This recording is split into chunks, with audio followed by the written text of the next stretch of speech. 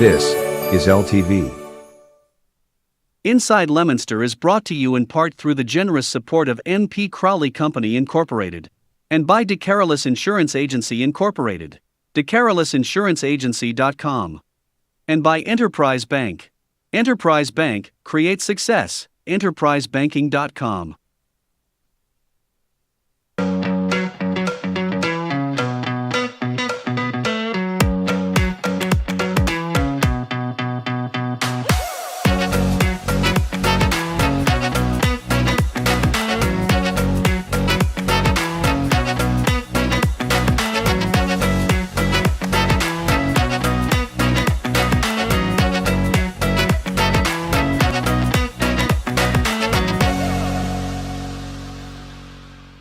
Hello and welcome to Inside Leominster. My name is Dean Mazzarella, Mayor for the city of Leominster, and we're live this afternoon as we are each and every Thursday. Our phone number is 978-534-1626, and we have guests today, lots to talk about, lots to update you on, but first we're going to go to the phones to speak to somebody who's always updated. It's Art from the Art Report. Yes, sir. Good afternoon. It is. It isn't bad. You know, coming up on April 1st is when we can start putting our yard waste outside. That's right. Have it picked up on your regular trash day. No plastic. No plastic. Bins are okay, and paper bags, which you can get at just about any store. And April 1st to May 24th, it's a good time to get rid of all the wind blowing down twigs and branches and everything else. Certainly. There's a limit on the length of the branches, too. I believe it's 4 foot. Yep. But I think a 2-inch diameter, it's in that right around there. Common sense. They can't take a whole tree. They can't take a whole tree down. These are the things that, and if I may, if you're a new widow and you're a male, some of the things you never did, you're still going to start doing like I'm doing. You got to be a little bit careful when you get up, because there's no one you can yell to if you fall down. This is true. So you got to use caution walking around and maneuvering around TV trays, if you will, or when you're doing the dishes, if your hands are wet and you try to grab a glass, you're going to drop it. So you got to be careful, much more careful around this type of year, this time of year, this time of year. I'll get it right sooner or later. Yeah. If you're going to be out with a lawnmower, don't ever put your hands under that mower. Disconnect the spark plug first before you do anything like that, because you're asking for real serious trouble.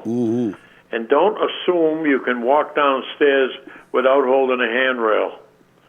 Grab it, hold it, because if you don't, you're going to have an accident. And don't put the gas grill up against the house and cook. We have family that are firemen, and I'll tell you, every time I see them in the event of some fires, I'll ask them, and they go, yep, grill up against the house. You just can't do that. If you have a flare up out the back, the vents, it's going to catch the building. Yep.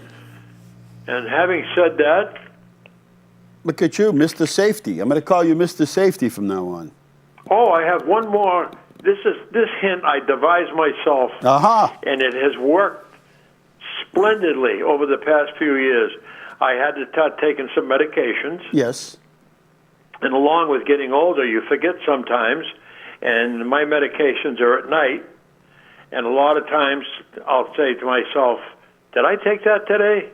And I can't remember, and you don't want to overdose. No. So what I do is, every morning when I get up, I take the pill I need to take at night, and I put it in the same little container that's empty, and I stand it erect on the TV tray. As long as it's standing there and there's a pill in it, that means I didn't take them. So it reminds me every night. I look at it, there's a pill in there, time to take my pills. Good man. Yeah, it works every time. Excellent idea. Yep. Thank you, and have a good...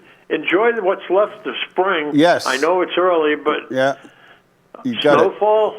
I was driving home yesterday, I had the wipers on because of the snow. I know. Well... And thank you. I'll say this. Thank you for your safety tips. All right, that was out from the Art Report. And let's see, we've got so much to talk about today and to update you on so much that's going on tonight. Well, it looks like it's already started. We have the farmers market at City Hall until 6. And so that's happening. And the rec department now has all of its programs online. And you go to leominster-ma.gov and go to the rec department. It'll tell you all the summer and spring programs that we have. And registrations for the summer and spring programs begin on April 9th. And as Art said, beginning on April 1st, all the way 2 months, 8 weeks for your, 8 pickups for yard waste and leave pickup. And so get them out there, get a nice day, start filling up now. You don't have to wait till April 1st, and that way when April 1st comes, I do it all the time. I'm like, yeah, I'm gonna do a few barrels a week. Never happens. And last week I'm out there trying to get it all done, and it just doesn't work. So little at a time, right? And don't forget the Boy Scouts. Troop 477 and Troop 774 are going to be selling flowers. They do it every year over at the Veterans Center on 100 West Street, and they have all kinds of Easter flowers for you. It's a one-day event. They move a lot of flowers in one day. It's Saturday, March 30th. Can you believe next week is the 30th? No. Another month gone. 9:30 to 3 o'clock, again at the Veterans Center. Caller, welcome to the show. Hey, Dino. Hey, Crystal, how are you today? Good. When you get to talk to your buddy Mark? I don't know. It's been busy. I'll see Mark soon. I know that up at one of the cancer events for the 3-day or the 2-day cancer relay for life up there in Gardner. But yeah. He's gone. When I go in, it's late when I go in the store, and he's gone. Oh, I see. I go there with the night shift. I see. I go with the night shift. I see. Yeah. Today's Jillian's mother's birthday. Well, happy birthday to Jillian's mom. Happy birthday. Yeah. I know she graduated with you. Yes. She's younger than me, though. Yeah. Take care. All right. So long. Bye. Happy birthday.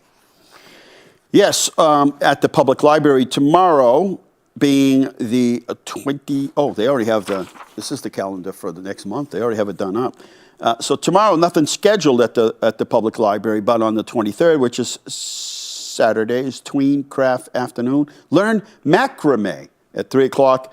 And then, as always, the public library is open on Sundays, except for Easter and other holidays, and open 1 to 5 on Saturdays. And then the whole entire calendar for next month is already done up. LeominsterLibrary.org or Leominster-ma.gov. And I say that so many times, Leominster-ma.gov, because everything that we talk about here and we share all week on social media, it's all on that one website, Leominster-ma.gov. You could click around, you could pay bills on it, you can find out information about what's open and what's not, and what time things open. So we're going to take a short break, and then we're going to come back because we have a guest.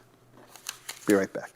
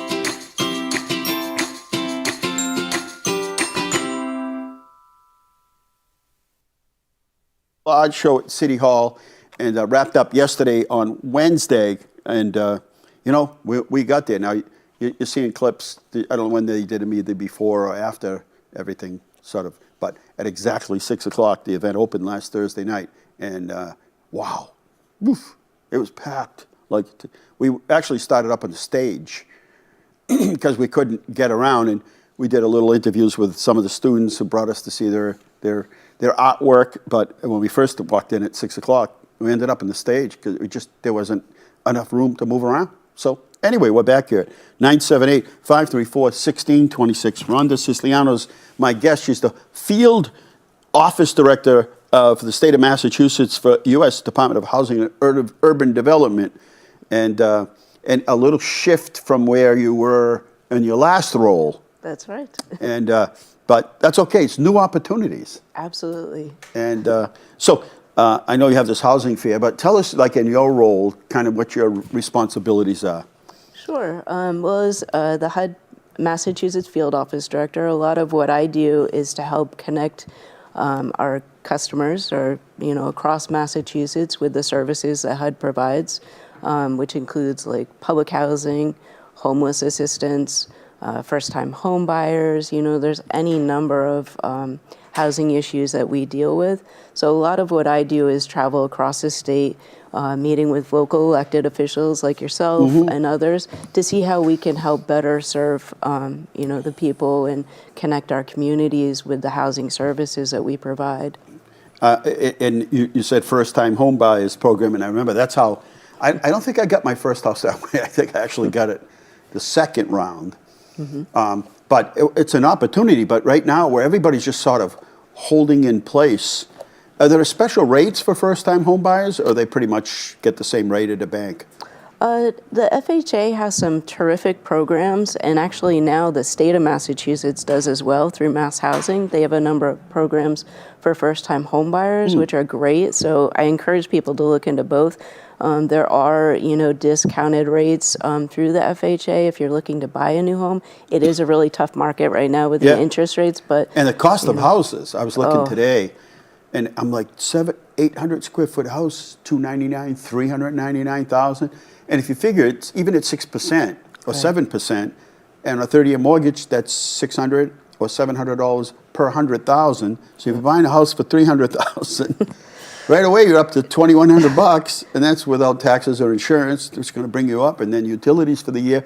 You're talking close to $3,000 a month. It's a very tough market right now. Not only for buying a home, but for renting as well. And that's one of the challenges that we face is trying to help. We have people who have they wait for 10, 15 years to get a housing choice voucher, and they get it. And then now, where do you go? You can't find anything. They're having trouble leasing those vouchers up, and many of them are veterans, elderly.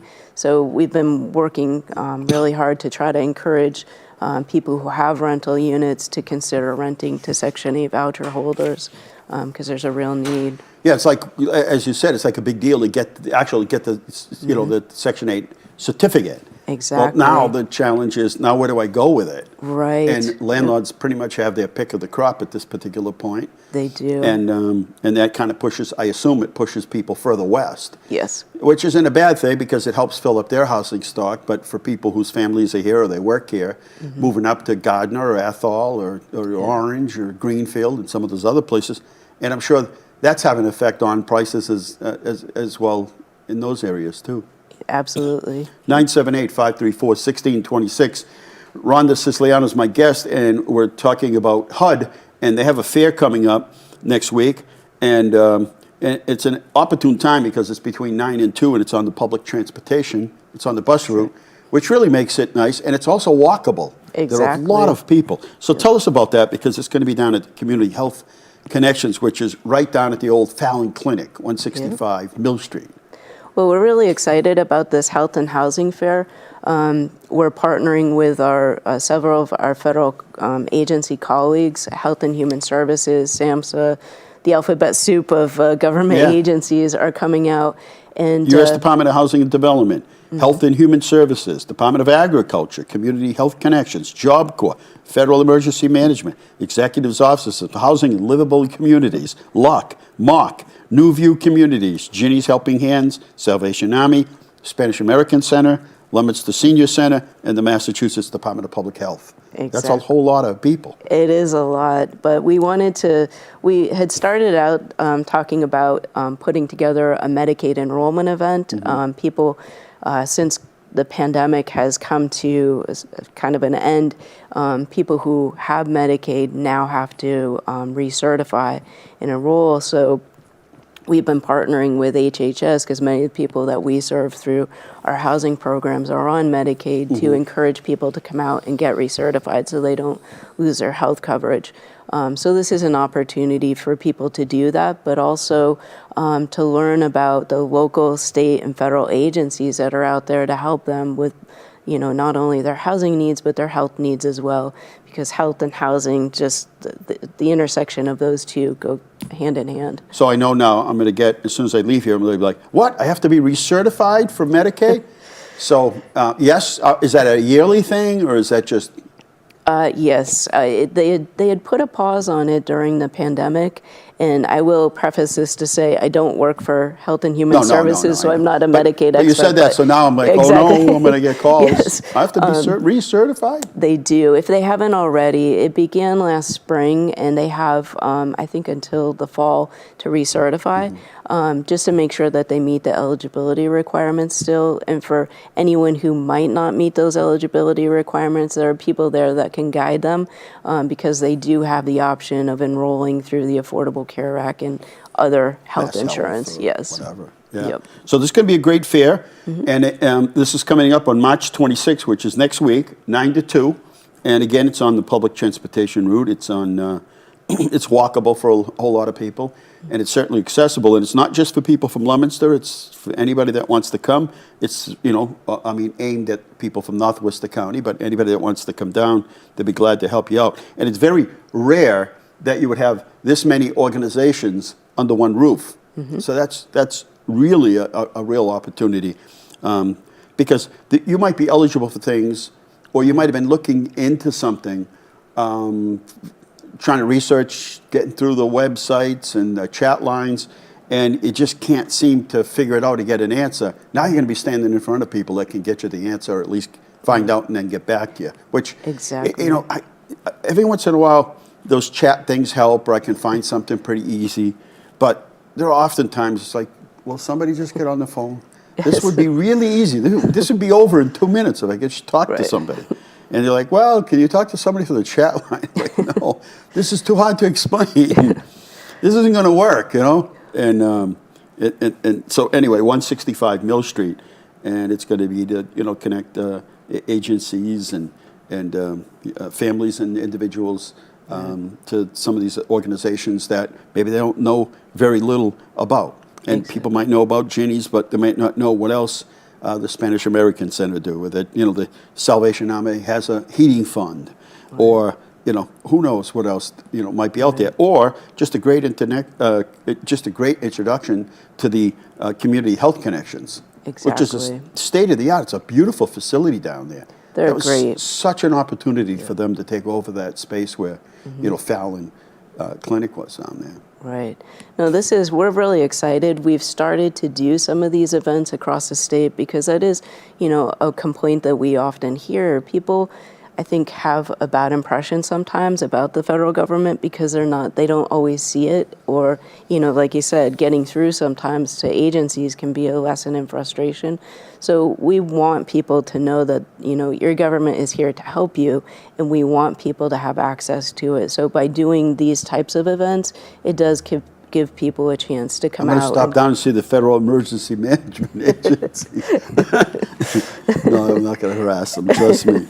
But yeah, you're right. No, I mean, it's a good thing. I know when I guess at 65, you have to sign up for Medicare. So I called, and nice guy got on the phone, and I'm like, I'm still working. How can I have it? No, you got to sign.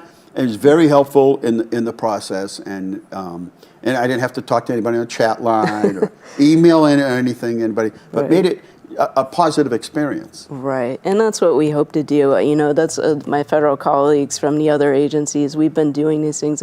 We enjoy it a lot too. It gets us out, and it gives us an idea of what people are experiencing, and you know, get to hear from them. And you know, based on that feedback, we can go back and try to improve the customer service that we provide. I know that you know, my colleagues in my office, we sit there and it is a big, it's 8 hours of helpline Right. in situations. And so they have a good rapport, and we do, with all these other agencies. And we've developed those relationships with people. So you can pick up the phone and say, hey, listen, you know, we have this particular issue here. You know, now with the issue of sort of migrants coming here, it's not unusual.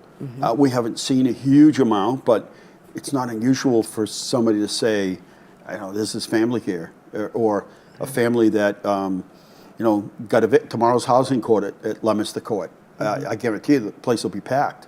And that's just going to be that many more families who maybe somebody new bought the property. I'm talking to somebody today, and they're like, yeah, somebody paid, you know, over $1 million for our building, and now obviously the new landlord wants to raise the rents. It's not something we can afford. Right. Or a new landlord bought it and wants to move in, or a family member wants to move in to my unit. So what do I do? Well, we'll hook you up with, you know, but you'll hook you up to some resources, but sometimes there isn't anything you can do.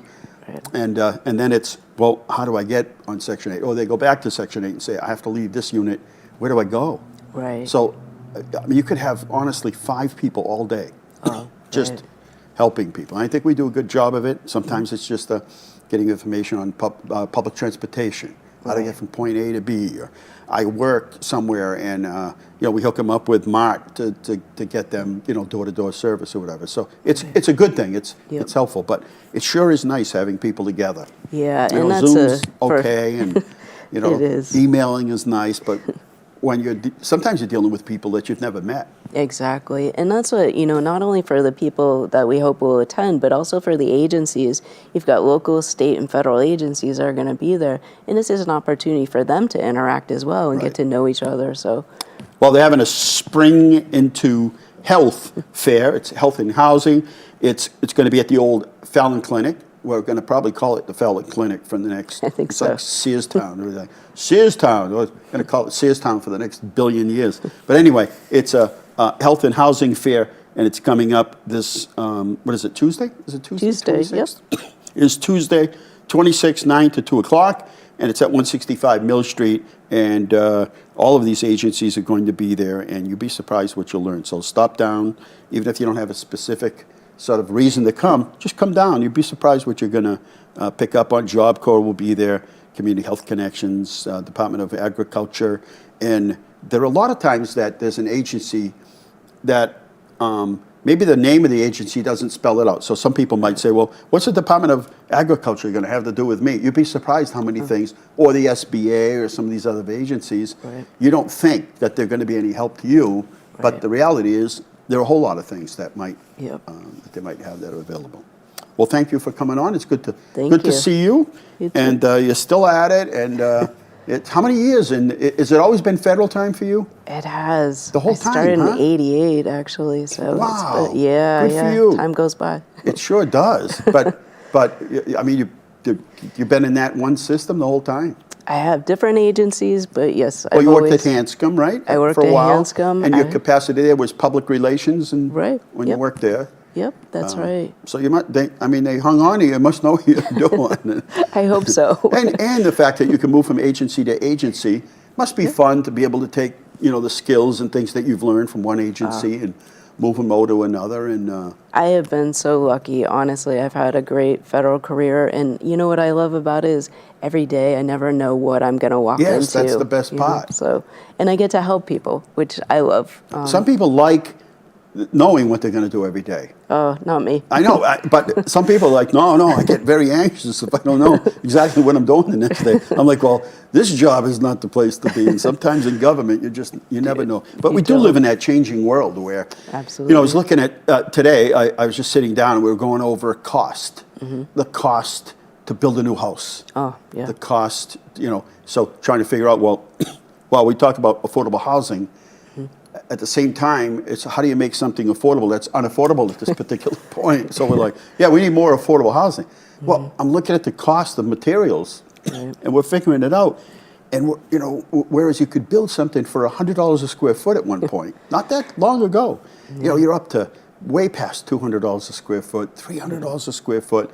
And if you're building a house that's 1,000 square feet, add the land to that, and now you're in a, you know, what I think is a fairly reasonable sized house. I've lived in 1,200 square feet, and I had more than enough, excuse me, more than enough room. But at the same time, I'm thinking, yeah, but it's almost like the cost of building a house has doubled. Therefore, you know, the rents or the mortgage, all this stuff is going to, so it's how do you, I guess it's how do you pull regulations away that maybe are obsolete, and how do you make things truly affordable for somebody to say, I have a unit for rent, and it's affordable. And around here, I think the government spec is probably around 15, you know, what they classify as I think Sterling's like $1,800 a month is what you call affordable. And in Leominster, I think it's like $1,500. But if you're working in a factory, or you work in a service-related business, and you work hard, how do you afford that? You know? Well, you know, and that's one of the things that we see. There's a common misconception with people who think, oh, someone who's on Section 8, they don't work. It's not true. No, not at all. The majority of the people who are on Section 8 work. Some of them have 2 or 3 jobs. It's just that they can't afford to, you know, to live in the housing. The costs are so high. Honestly, I don't know how people do it. You get a carriage and start pushing it around the grocery store, and you're like, what? How much? For what? How much? You know? And families are just saying, look, we can't afford this, we can't afford that. We just got to make more meals that, you know, feed more and put, you know, kind of put things in a crock pot and, you know, shop around and see what I can find that's on sale here and there. And so they're going to multiple places and just think like putting an automobile, buying an automobile, something that passes inspection and something that you can, you know, insure and excise tax. And it's just so hard for families today. It really is. And, you know, a better America is going to have to be, we're going to have to sit down at the table and figure this out. Are there regulations that we can eliminate that are causing us to, you know, force the cost of, you know, cost of doing business to build? We went from having ample amount of units. I mean, it wasn't that long ago. People were staying at, you know, in 2008, economy wasn't good. People had moved in with their parents. Families had moved in with their parents. And there was actually a surplus of properties. Right. And now you know, it wasn't that long ago. Now we're, it's a circle. It goes around. It's a circle. And now we're like, we don't have enough units. You know what I'm talking about? And I really, you know, during the pandemic, HUD awarded a lot of funds through the Home ARP Fund. And, you know, we're starting to see many communities now are in the process of completing the buildings that they built using those funds, which is great because it's the only way out of this is to build more affordable housing and, you know, have more units come online. So as we see those units come online, hopefully that will ease some of this. I know the state has committed a lot to building more housing. So, you know, it takes an all-hands approach. It's people working together to figure these things out.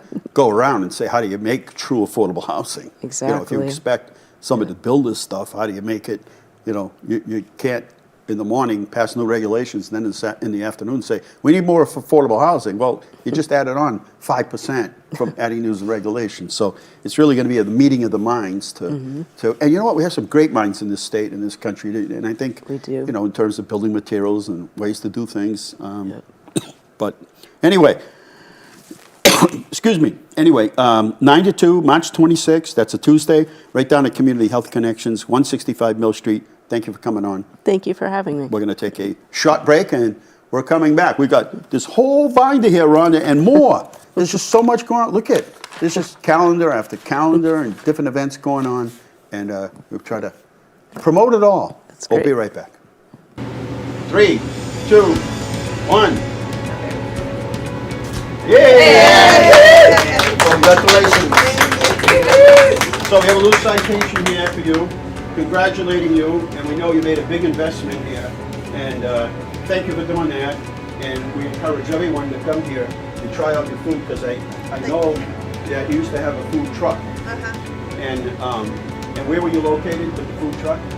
Down on Central Street? Yes. And that's how people would know them. And then they decided this spot became vacant. They're right across from Country Farms and Dunkin' Donuts on Central Street, across from CVS. They're right on the corner, 185 Central Street. They're right on the corner.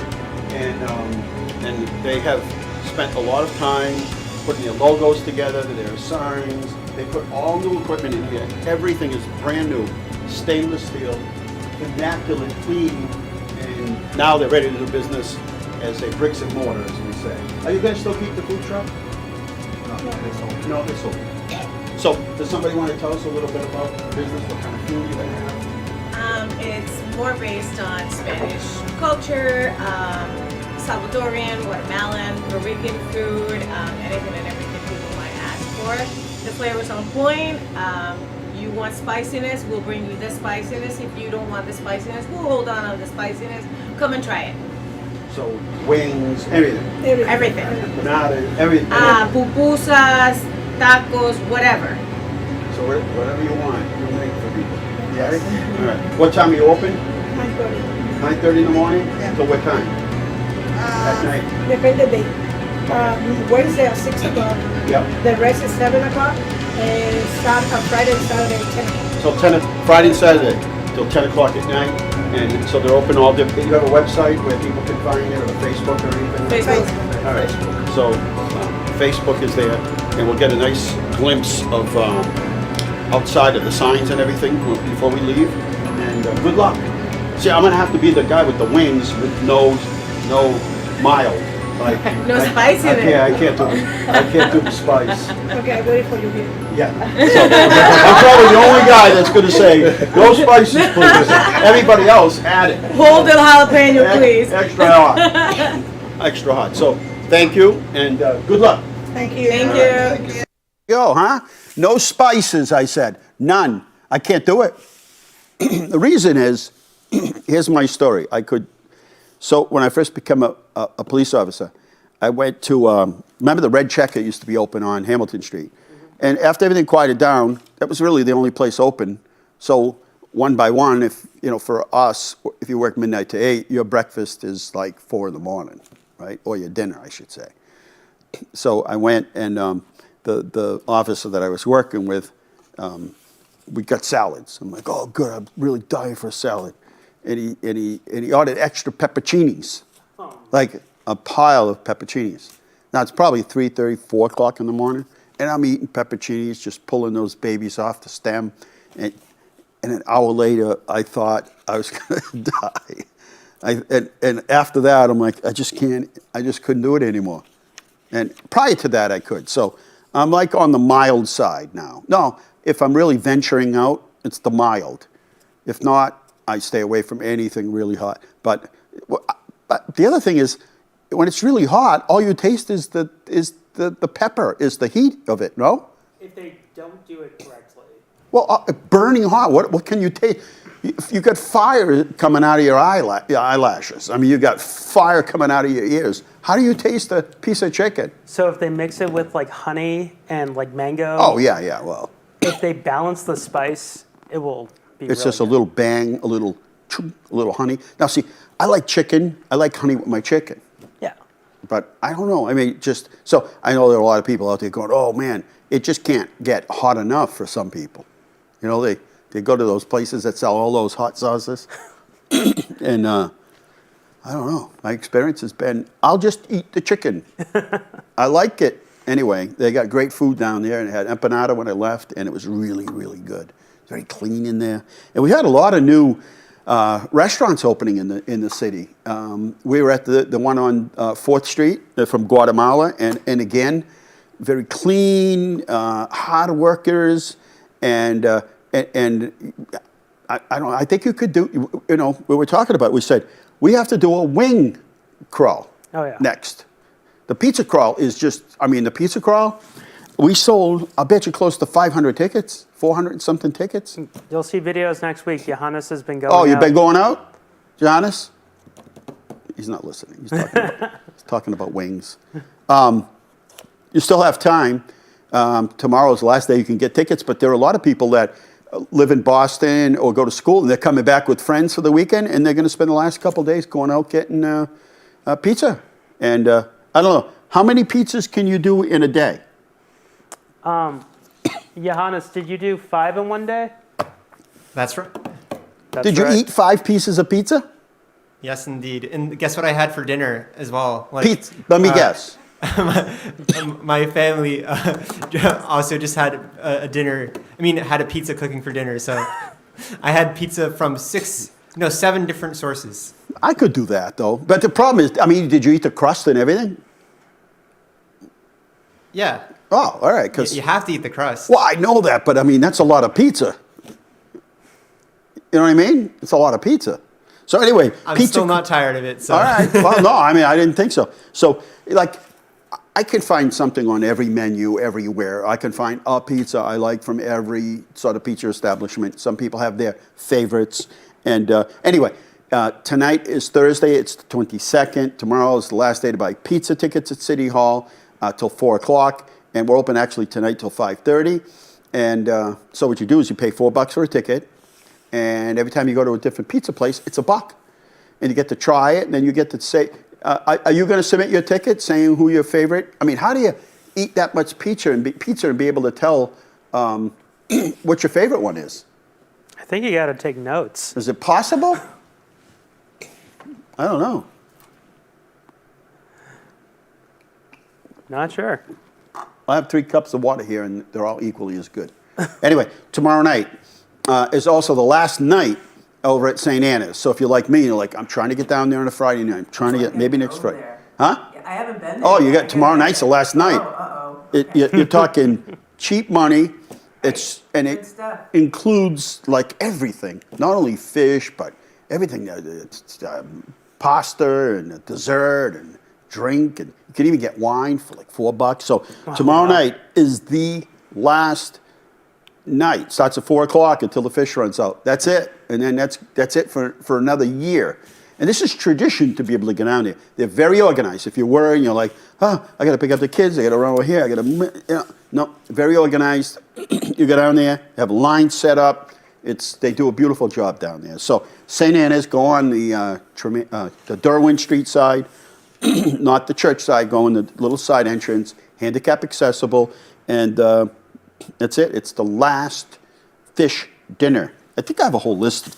Let me just look here for a minute. When you hear what you get for like the money, I mean, you can't go anywhere and eat this cheap. And you know what? It helps them out. The society do wonderful things down there. Listen to this. It's 4 to 7 tomorrow night, Friday, March 22nd, and that's it. They're wrapping it up, and it's for $13. Fish dinner includes baked haddock, coleslaw, potato vegetable, mac and cheese, or pasta with marinara sauce, dessert, and beverage. And you can also just get, if you're somebody that doesn't like fish or you're allergic or something, you can also just get pasta or mac and cheese, and that's $6. And wine is $4, and a bowl of chow is $7. And that's a real bowl. So that's it. I'm hungry now. Let's get down there now and see if we can sneak in the back door. Maybe they're making up a Really big deal. It's an awesome deal. So there you go. All right, what are we doing? Let's see what's popping. You ready? All right, what's popping? Here we go. The tea of the week. The tea of the week. Oppenheimer's dominates Oscars with 7 wins. Justifiable? Yeah. I mean, was it really 3 hours long? Yes. I mean, you could drive to New York City in 3 hours. Actually, it's not 3 hours. It's 3.5 hours. It's the movie? 3:15. 3 hours and 15 Oh, my minutes. word. Maybe it's going to be done in segments then. Like a miniseries? Like a miniseries. I mean, I don't know. I've never sat there long watching anything. Like binge walking when you have the man flu or something, which is the worst flu known of mankind, is the man flu. All right, and Morgan Wallen's with the latest #1 tops a Garth Brooks record. That's right, and yeah, isn't that amazing? So was that just on the country, or was it the Garth Brooks song just #1 on the country, or was that on the like Billboard's top song of the I week. think it's kind of country thing. music. It is? I All think right. it's CMA. Because they used to bring it all down all the time. But there are a lot of crossovers when they have, like Taylor Swift songs go sometimes country and then sometimes, right? So there are a number of those artists out there. And March 13th, the House passes a bill forces TikTok ban. And so a lot of controversy about that. So I don't have an issue with it, but I do have an issue with anybody that's grabbing our information. Yeah. But everybody is. If you accept anything, I don't care what it is. I accidentally hit something the other day, and all of a sudden, all this stuff came up about disclosures. Like anybody's going to read it, and you accept it. As soon as you accept it, that's it. They grab everything. So I put no, I'm not accepting it because it was an accident to hit it. I didn't mean to hit it. So TikTok, and we'll see what happens because that was the House. A little harder to get through the Senate, but they wanted to sell the company TikTok, right? They wanted to sell it to someone else. Ariana Grande and Dalton Gomez are officially divorced. So tell us about that. Where's Mia? Who's got the scoop on that? You or Mia, or who's got the scoop? So she was making a movie. Yeah. She was making Wicked, and she met someone else. Oh. And it's been a huge controversy. I've glanced at it, but you know what happens in the morning on my dashboard on my screen? There's got to be a million different stories coming at you. It's like all this flashing stuff. Do you have that on your computer? There's a dashboard? Yeah, it must be Microsoft or something that puts it in. You got no choice. It's like there. And there's all these news stories about all this stuff going on. Half of them, who knows if it's true. So I've been watching that. And there are a couple other stories. There's a big scandal going on in baseball right now. Yep. Did you see that one? Yep. So I'm half paying attention to them because I'm really looking for something else. Anyway, 978-534-1626, and that's the scoop on that. All right, fun facts. One study shows more than 2 in 5, or 42% of Americans say they treat themselves monthly, while 21% say they indulge in non-essential spending at least weekly. So, do you feel that if you work, and you work hard, that you buying something is like gratification? So it doesn't have to be anything big. And I have a theory on this. Are you guys paying attention back there? So at the end of the week, after you worked hard, or 2 weeks, or whatever, do you once in a while feel like you make a purchase? Not so much like it's something to eat, but something like that you buy. Like a guilty pleasure? Something. Yeah, it just makes you feel good. So here's my theory. So a lot of my friends' wives will say, Dino, did you see, he bought, I might go out somewhere, we'll go to Home Depot or something, right? And they're like, he bought another tape measure. I'm like, do you know how many tape measures he owns? Or utility knives, or something. They're not expensive things, they're like $10 or $20 things. Flashlights. Yeah. They're just things. And they're like, yeah, but you already got like 20 tape measures in the house. They're everywhere. And so I said, well, here's my theory. People work very hard, right? And I'm not saying this on a sexist way because, like cooking, men and women cook, everybody cooks. People like to cook, some people don't. And when you go to one of those kitchen stores, what do people do? They buy another gadget. Yep. Even though they have 400 of them. Yep. And so my theory is you work hard, and every once in a while, it's like, you know what? I know I only own 200 tape measures or 20 utility knives or a flashlight. But you know what? I like that. And I work hard. I'm going to buy it. And that's my theory. What do you think? I agree because anytime I see a new spatula or like a cooking knife, like a chef's knife. The new and improved. So the study shows more than 2 in 5 people, 42% Americans, say treat themselves monthly. And that's not really pertain to food, right? That's just anything. I mean, if you've seen Parks and Rec, the TV show, there's an entire episode called Treat Yourself. Yeah. And not Ron Swanson, though. He doesn't treat himself. No, it's Tom and Donna and Ben. They go to the ball. They have a spa day. Yeah. And they treat themselves. Tom treats himself like all the time. Yeah. Roughly 2/3 of Americans, or 64%, say their spending habits have changed since the start of the pandemic. So New Year's Eve, which typically when I was a cop, everybody had a party. The little corner bar, the country club, the golf courses. Everybody had, every restaurant. We pay one price, you get all you eat, you could drink, right? New Year's Eve, there was nobody around. By 10 o'clock, there was nobody around. Like, where'd everybody go? So I know one thing, that people have, they go out earlier to eat, right? So before at 4 o'clock, there'd be nobody in a restaurant, even at 5. And now at 4 o'clock, the place is packed. And by 9, 10 o'clock at night, the whole place is closed up. Everybody's gone. Everybody's washed. The dishes are clean. The tables are clean. Everybody's gone. But I do think that spending habits have changed since the pandemic, but also inflation.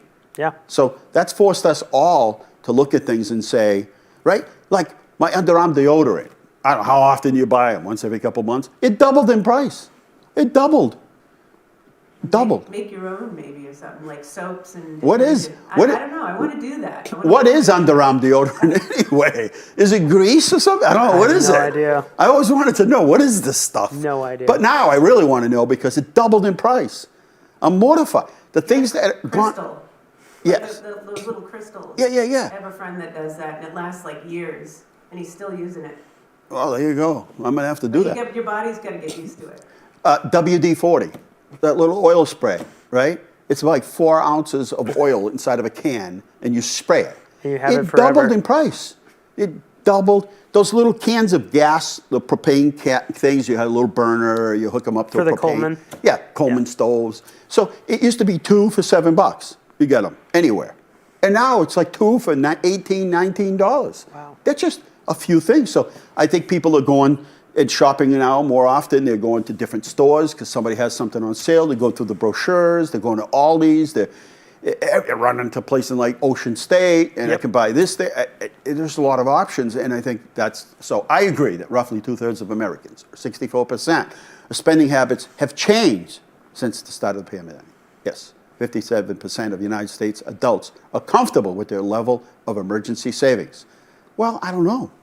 I mean, don't you need like 3 months of emergency savings, 3 paychecks set aside for an emergency? But hey, if 57% say they're comfortable, then good for them. Nearly more than half of Americans say they're learning how to budget and track expenses is the most valuable money lesson they've learned. And I agree that every school should have a financial literacy program as part of it. Because corporate America has so many ways of getting you to spend money. You think you're signing up for the $50 cell phone plan, and then you get your bill. And I had one company tell me, so during COVID, my business, I sat down because we're closed for 18 weeks. And one night I sat down and I said, what are all these phone bills? And so I found out I had 3 phone lines that we haven't used in years. Those were, I don't know, attached to fax machines and all that. And I said, what are they? So I called them, like, what are these phones? I said, can you tell me if we use them? And like, yeah, there's no usage. And I said, well, I could disconnect them. And that was fine, it did. And then there was another company, and I called and I said, so what do you do? Like, what is this company? It's got something to do with my phone. And they said, well, we provide you with an ad in some yellow page book or something. Who goes to the yellow pages? And I said, well, this, and they said, oh no, you have a contract with us. And I said, I'm paying $130 a month? What are you talking about? What contract? So I paid the bill, and then I think they thought I was going to forget about it. And I wrote myself a little note. I called back and I said, listen, I called you like 2 months ago. And I asked you about this. You said I have a contract. You never sent me, I asked you to send me a copy of the contract. Could you please send me a copy of the contract? And they said, oh, sure, I'll be glad to. I said, well, when are you going to send it to me so I can look for it? They said, oh, we'll send it in the next day or two. A day or two goes by. There's no contract. Yeah. And so I called back. I said, listen, either you send me a contract or I'm going to stop paying. And they said, you can't. You have a contract with us. We'll take you to court. And I said, okay, take me to court. And I never heard from him again. But this is why financial literacy is so important. You think, you think you're making all the right decisions, but there's so much trickery trickery. They call it marketing and all Yeah. that. It's trickery is what it is. So I agree. All right. What else are we doing today? Let's chat some stats. 90% of Generation Z put their money towards entertainment monthly. Is that true? Generation Z puts 90% of their money towards entertainment? Well, okay, here's my theory on that. Myself and my friends, we don't really know how to enjoy ourselves to any kind of, you know, to the level that maybe we should. Maybe we're the other way, we're like 90%. Yeah. So here's 90% of Generation Z. We put probably 2% behind entertainment. But I do think Generation Z, and I'm going to wait for Mia, I'm going to wait for feedback on this. And Mia won't get on the microphone, so I'll have to ask her to bob her head. So I think Generation Z just has a better work, play, life balance. What do you think? What's Jane say? Yeah. Yeah, and we don't. We're work, make money, save money, put money aside. We might need money for this. What if my car breaks down? We're like in perpetual planning mode. So where's Mia? Where's her head? I want to see what she says. 90% of Generation Z puts their money towards entertainment monthly. Is that true? I mean, she says no. Like on what? Going to the movie? What? Well, remember Taylor Swift tickets were a lot of money. Yeah, they were. So like concert tickets have gone up greatly. Yeah. Yeah, it ain't cheap to go to concert. I mean, a concert ticket now is like half an entire paycheck. But going out to eat isn't inexpensive anymore either. So you could spend some, all right, 90%. All right, 22% of millennials' income is spent on housing. Yep. All right. 46% of Generation Z take on part-time jobs or gig work alongside their full-time jobs. Is that true? Yeah? All right. And 70% of millennials are saving for retirement. They're always saving. Millennials are always saving. Baby boomers and millennials are constantly saving for something, the end of the world, I don't know. It's always like there's this crisis pending and they save money for it. All right, next slide, please. According to the survey by Eventbrite, roughly 78% of millennials would choose to spend money on an experience or event over buying something desirable. Okay, that makes sense. One study shows 36% of Generation Z and millennials report having a friend who drives them to overspend. Really? Yeah. Nobody could get me to overspend. No way. Like how? Come on, you worked hard all week. Let's. Yeah, there's the angel and the devil on the shoulder. Half of millennials say that they started saving money when they were 17 years old or older. Okay. Well, I think Generation Z has seen or heard about all these like catastrophes and things that are happening in this world, and they're like, you know what, I'm gonna live for today. Over the past year, nearly, I can't see the slide. Nearly something say they've changed this. 3 out of 4, 73%, Gen Zers say they've changed their spending habits due to increased prices. Oh, okay. Well, good. See, that's better financial planning. All right, next slide, please. In late 2023, a new phenomenon coined money dysphoria emerged online and across social media, where people began questioning and feeling insecure about their financial standing, no matter the reality of their situation. The growing trend has created negative impact on people. 43% of Generation Z and 41% of millennials experienced this new phenomenon. Is that true? Yeah, money dysmorphia, yeah. So there's just not enough money? They're afraid they don't have enough money. They're afraid they don't have enough money. Yeah. Well, if 90% of your monthly money is spent on something entertainment related, you might want to rethink it. Next slide. Next slide, please. The word of the day is bet. Let's see. Bet means be entertaining tonight. No, what's it mean? Slang term of affirmation, agreement, or approval. We're going to order a pizza. Friend two. Bet. Meaning, okay. Isn't it easy to say okay? Okay. We're like awesome. All right, awesome. All right, good. All right, let's get to some of my slides here because we do have a few. You guys ready? Let's do slides. We've only got a couple minutes left here inside Leominster. And here we go. Here we go. I love that aerial shot of Leominster. I am clicking. 3 minutes left. Oh, let's see. All right. As of now, 996 people have tested positive across Massachusetts for COVID. 4 in Leominster, 15 deaths, 1 is too many. It's National Days of Companies That Care, National Credit Card Reduction Day, Harmony Day, International Race Relations Day, National California Strawberry Day, National Common Courtesy Day, National French Bread Day, National Single Parent Day, National Teenager Day, National Twitter Day, and World Down Syndrome Day. And I'm clicking, and I'm clicking, and I don't care who knows. 1961, the Beatles' first appearance at the Cavern Club in Liverpool. 1972, the United States Supreme Court rules that states can't require a one-year residency to vote. And 1973, White House counsel John Dean tells the United States President Richard Nixon there is cancer growing on the presidency. 1980, on the season finale to cliffhanger TV show, which I watched, Dallas, the villain J.R. Ewing is shot by an unknown assailant. Millions of people watched that.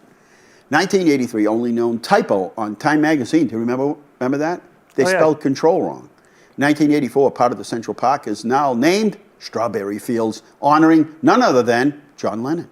And 2018, Facebook, Mark Zuckerberg admits that they made some mistakes after data was breached. 50 million people and it was used for political reasons by Cambridge Analytica. All right, let's do pictures of the week.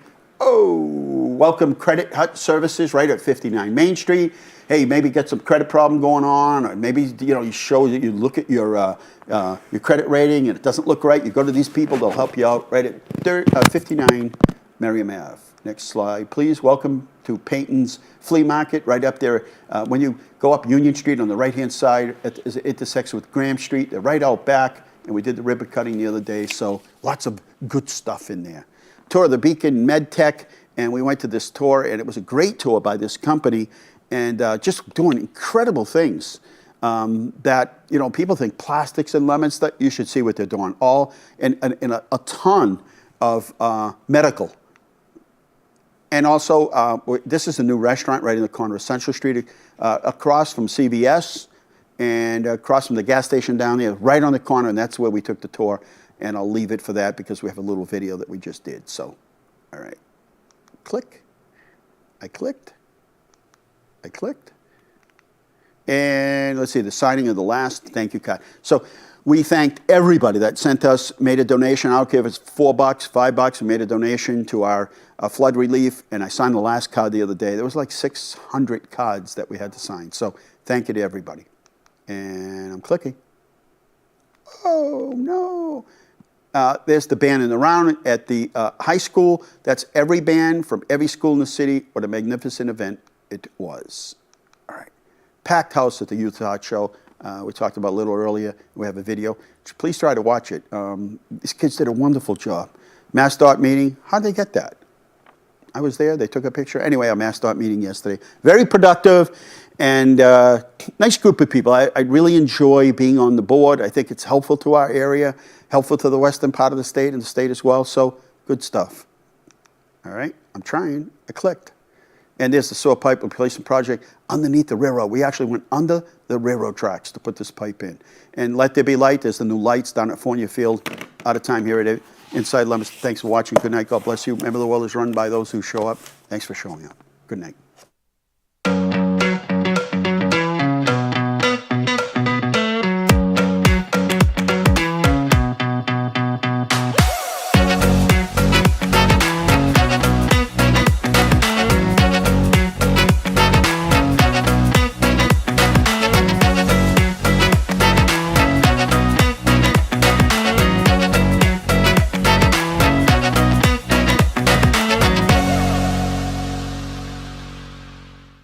Inside Leominster is brought to you in part through the generous support of N.P. Crowley Company Incorporated and by DeCarolis Insurance Agency Incorporated, DeCarolisinsuranceagency.com, and by Enterprise Bank.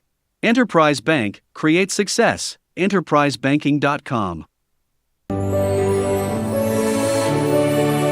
This is LTV.